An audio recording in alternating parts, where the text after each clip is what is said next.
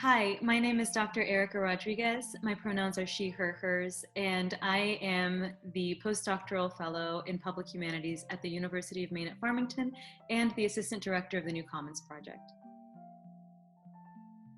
The reason that I was selected for this position is largely because of my involvement with the Mildred Lane Kemper Art Museum and with We Power.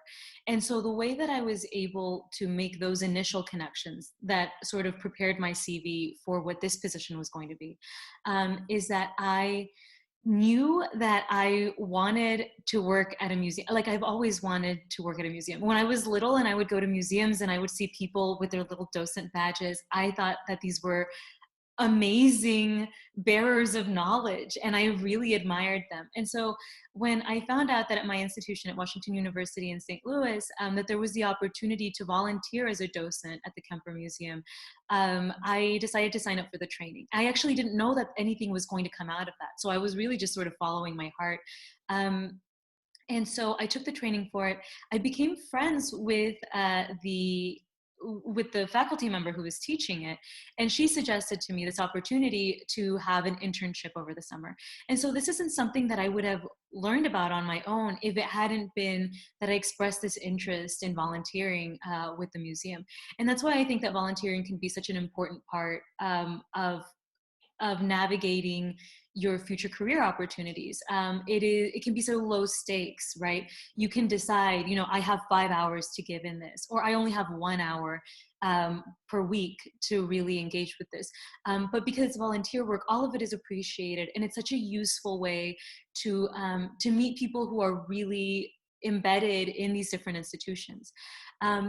And then with We Power, I learned about it through the Graduate Center at Washington University in St. Louis, when one of my deans put me in touch with a nonprofit organization that was invested in racial equity, because I had already expressed my interest in working with a very ethically focused, like practical, sort of organization in which we would be taking our ideas and really implementing them into policy.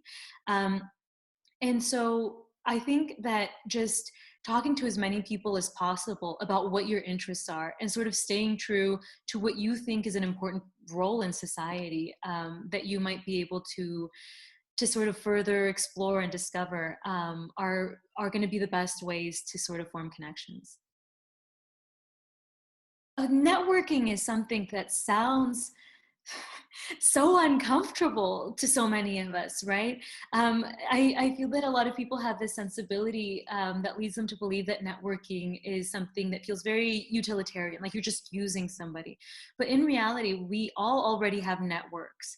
Um, we already have people that we consider friends or friendly colleagues. We already have people who are rooting for us.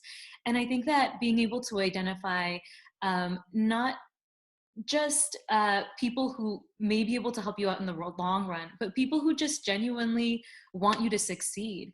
They might have connections, they might know of opportunities that they're going to be happy to alert you to. And so even if the people that you're talking to don't necessarily have a clear connection to the institution where you want to end up working, like they're still a part of your network, and they can still provide you a good deal of emotional support and career guidance.